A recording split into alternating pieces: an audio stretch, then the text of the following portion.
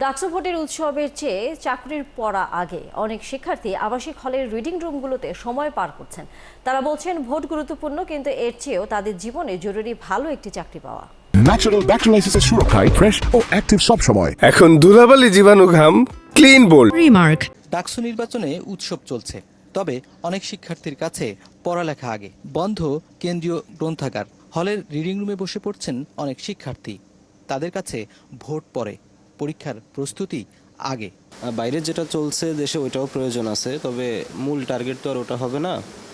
Vote অবশ্যই আমি দিতে যাব, এবং সারাদিন যদি ভোট নিয়ে পড়ে থাকি তাহলে তো আর হবে না। আমাদের নিজেদেরও তো জীবন আছে, আমাদের নিজেদেরও জীবিকা উপার্জন করতে হবে, তো সেজন্য আমাদের পরিশ্রম করে যেতে হবে।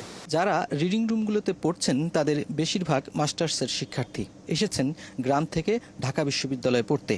ভালো চাকরি পেয়ে ধরতে চান সংসারের হাল। প্রত্যেকটা শিক্ষার্থীর স্বপ্ন থাকে, যেমন হচ্ছে ভালো একটা চাকরি, তারপর পরিবারের হাল ধরা, সবার স্বপ্ন পূরণ করা, নিজের স্বপ্ন পূরণ করা। সেই স্বপ্ন নিয়ে হচ্ছে পড়াশোনা করতেছি। আমার টার্গেটটা অন্যরকম। আমার ওই বাইরে কে ডাকসু নির্বাচনে বিজয়ী হইলো, কে জয়ী হইলো না, বা কোনো পক্ষ হইলো কি না, সেটা আমার মনে করেন যে অতটা মেন্টালিটিভাবে করে না, সমস্যা করে না। কেউ যখন পড়ছেন রিডিং রুমে, তখন অনেক শিক্ষার্থী হলের সামনে ভোটার টানতে ব্যস্ত।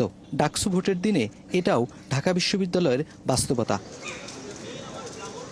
নুনবী সরকার, ৭১, ঢাকা।